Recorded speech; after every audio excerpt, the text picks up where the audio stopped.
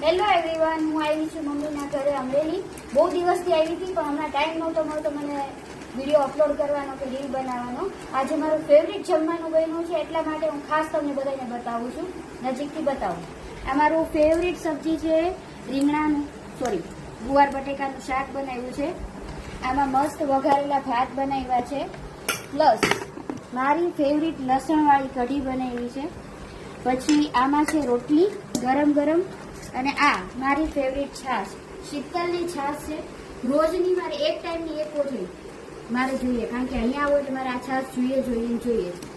હવે ઇન્ટ્રોડક્શન કરાવું તમને. આ મારા મમ્મી છે, આને તો તમે ઓળખો જ છો, હાય કરો. અને આ બધી વસ્તુ જેને બનાવી છે એને હું તમને લાસ્ટમાં બતાવું. પેલા જમવાનું તમે જમી લો, અને કેવું બન્યું છે, કેવું દેખાય છે કમેન્ટમાં એ કહેજો.